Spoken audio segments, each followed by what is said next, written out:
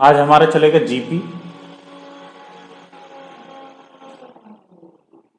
AP हमारा question बीच बीच में जो भी एग्जाम में आते रहेंगे हम कराते रहेंगे, लेकिन एपी का कॉन्सेप्ट हमने खत्म कर लिया। अब जीपी का कॉन्सेप्ट देखते हैं।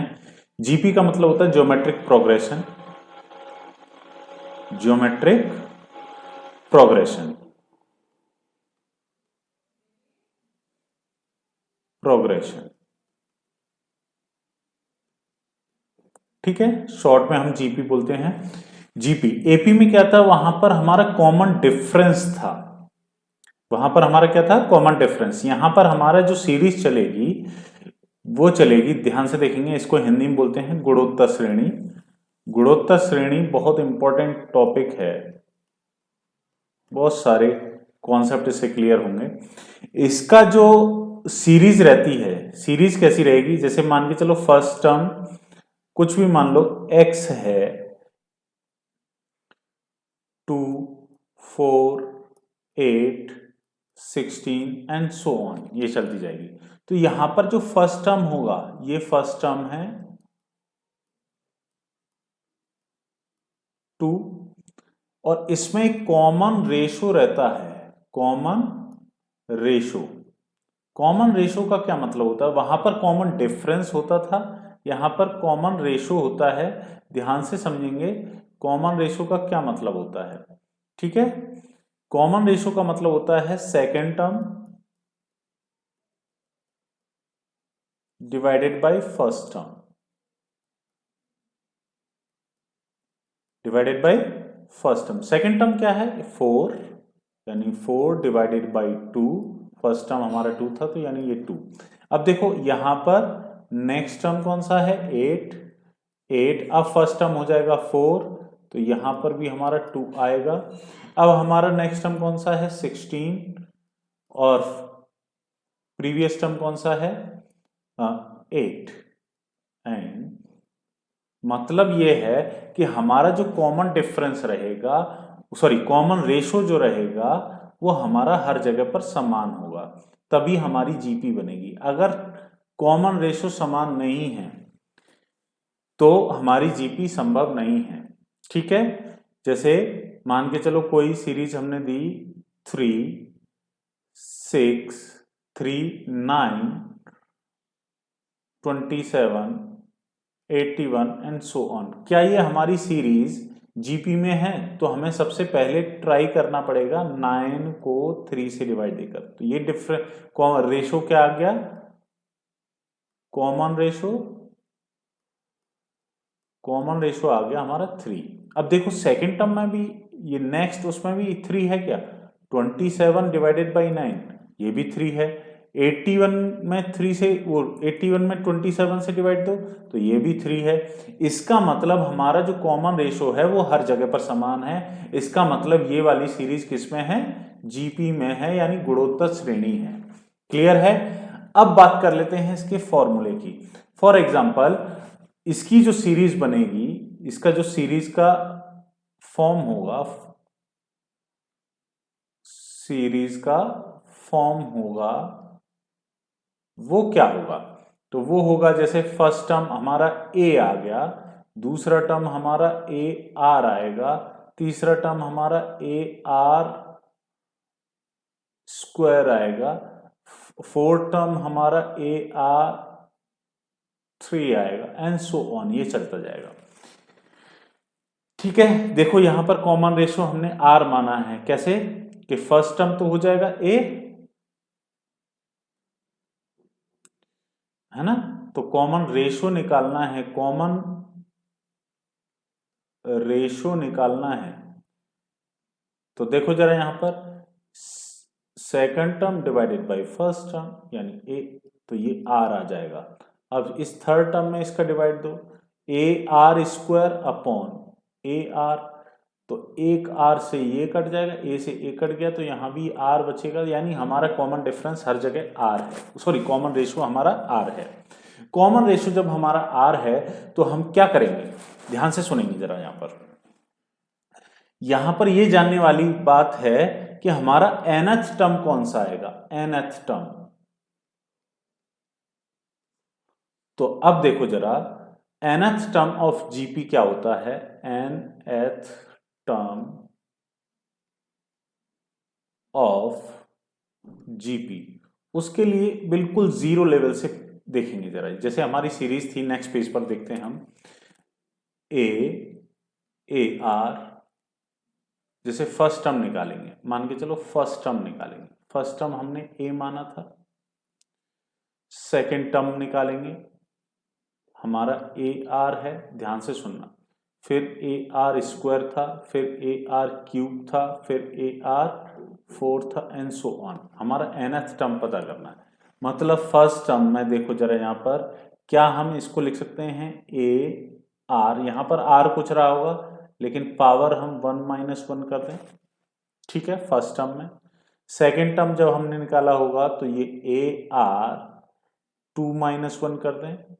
थर्ड टर्म हमने निकाला होगा तो यानी ए आर स्क्वायर है, ये ए आर स्क्वायर कैसे आया होगा, ए आर 3 में से 1 को माइनस किया होगा।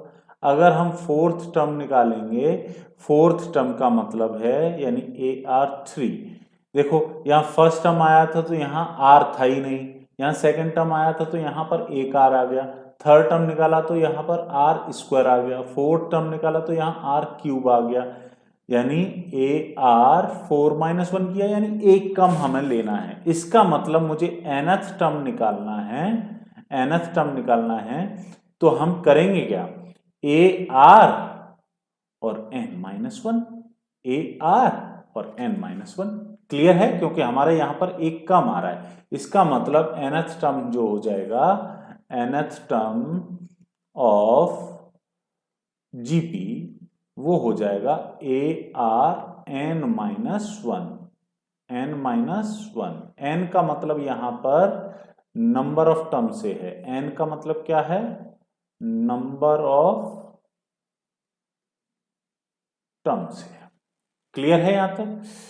चलिए जैसे एग्जाम्पल कर लेते हैं, एग्जाम्पल मैंने दिया, कोई अगर सीरीज है, एग्जाम्पल मैंने दे दिया 4 8 है ना, 16 32, ऐसे करते हुए आपको निकालना है 12th टर्म, 12th टर्म निकालना है।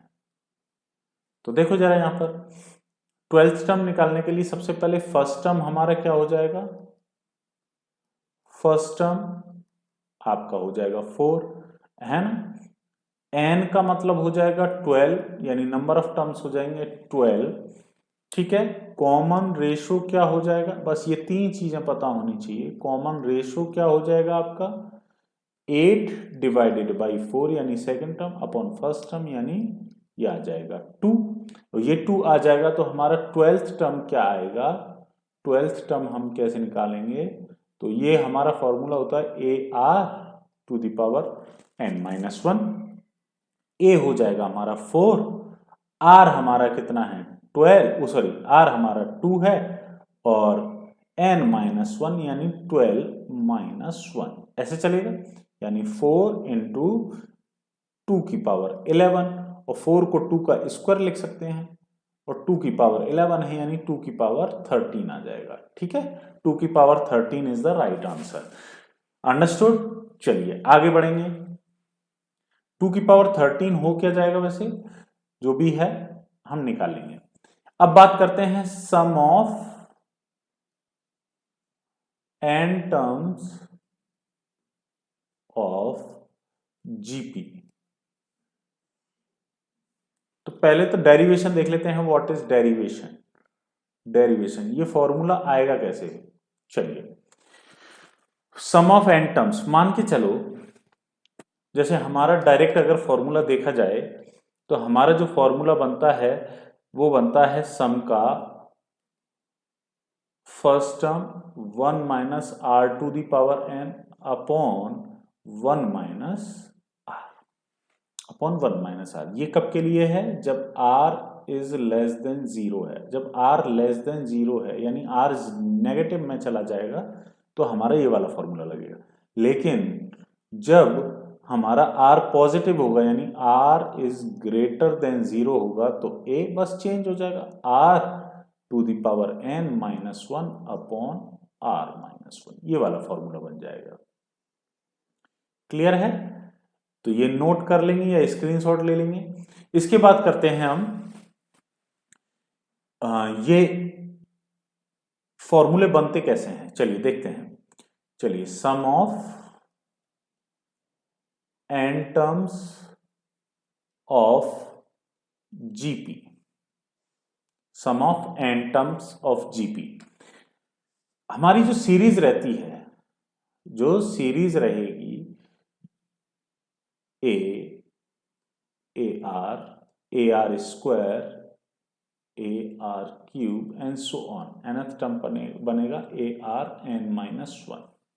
क्लियर है? यहां पर अगर इनका सम करेंगे, है ना, सम करेंगे तो A plus AR plus AR square plus AR cube इस तरीके से बनेगा। इस तरीके से बनेगा तो ARn-1, ये फर्स्ट हो जाएगा।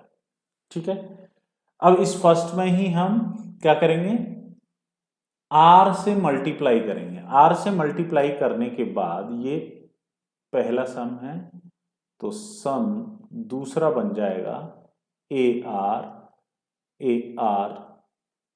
Square AR cube plus AR, ऐसे करके AR, ये क्या हो जाएगा, to the power n। Clear है? ये सेकंड इक्वेशन बन जाएगी, है ना। मैंने क्या R से पूरे में मल्टीप्लाई कर दिया, ये R/2 हो जाएगा। अगर इसमें भी मल्टीप्लाई करेंगे R × सम माइनस, है ना। हम करेंगे फर्स्ट माइनस सेकेंड।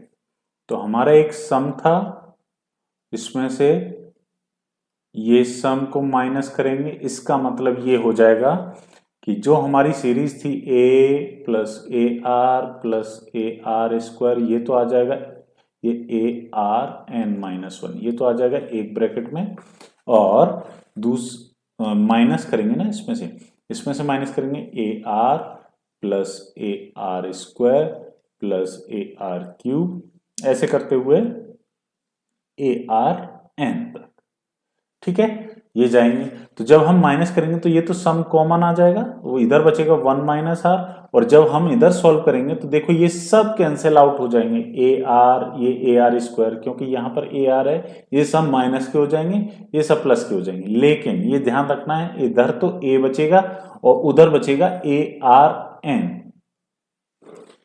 क्योंकि उधर एक ज्यादा होगा, इससे एक ज्यादा होगा, इसलिए इधर ये लास्ट वाला टर्म बचेगा और इधर ये फर्स्ट वाला टर्म बचेगा, तो ये बचेगा, तो सम बराबर आ जाएगा 1 - R equals to A common आ जाएगा, तो 1 - R to the power n हो जाएगा।